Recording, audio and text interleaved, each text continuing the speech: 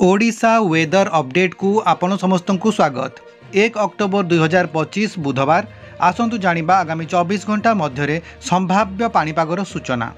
पाणीपाग विभाग रिपोर्ट अनुसार आगामी 24 घंटा मध्य अधिकांश ओडिशार उपकूल अंचल, दक्षिण आभ्यंतरीण अंचल एवं उत्तर आभ्यंतरीण अंचल गुड़िक हालुकारु मध्यम धरणर वर्षा एवं बिजुली घड़घड़ी हेबार संभावना रही।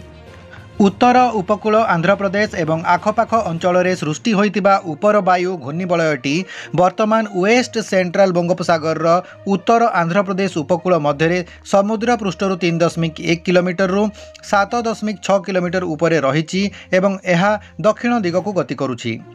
30 सेप्टेम्बर 2025 रे उत्तर अंडमान सागर उपरे सृष्टि होइतिबा उपर वायु घूर्णिबलयटीर प्रभाव में 1 अक्टोबर रे सेंट्रल बंगोपसागर अंचल रे एक लघुचाप क्षेत्र सृष्टि हेबार संभावना रही। यह पश्चिम उत्तर दिग को गति करी 2 अक्टोबर रे उत्तर दक्षिण बंगोपसागर एवं सेंट्रल बंगोपसागर अंचल रे डिप्रेशन रूप धारण करिवो। यह दक्षिण उत्तर दिग को गति करी 3 अक्टोबर सकाळ रे दक्षिण ओडिशा एवं आंध्र प्रदेश उपकूल मध्य अतिक्रम करिवार संभावना रही। राज्य में दक्षिण पश्चिम मौसुमी वायु सक्रिय रही। चैनल को सब्सक्राइब करी बेल बटन को ऑन कर दियंतु एवं ता सहित एई वीडियो को गोटिए लाइक कर दियंतु। पाणीपाग विभाग द्वारा प्रबल वर्षा पाई येलो वार्निंग जारी होइतिबा जिला गुड़िक है गजपति, गंजाम, कंधमाल, रायगड़ा, कलाहांडी, नवरंगपुर, कोरापुट एवं मालकानगिरी। एही सबु जिला मानकरे गोटिए किंबा दुईटी स्थान में बिजुली घड़घड़ी सहित प्रबल वर्षा हेबार संभावना रही एवं किछि स्थान में घंटा प्रति 40 रु 50 किलोमीटर बेगरे पवन बहिबार संभावना रही।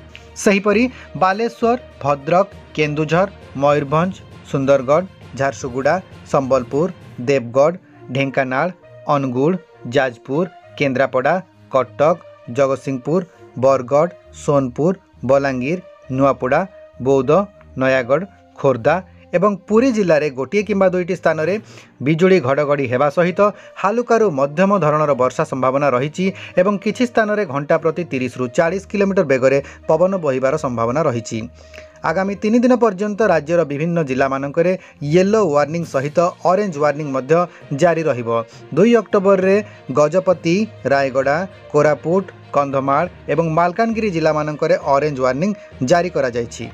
सतर्कता ओडिशा उपकूल एवं सेंट्रल बंगोपसागर अंचल में मत्स्यजीवी मानकु 1 अक्टोबर रु 4 अक्टोबर पर्यंत समुद्र को प्रवेश न करिबा पई सतर्कता जारी करा जायछि।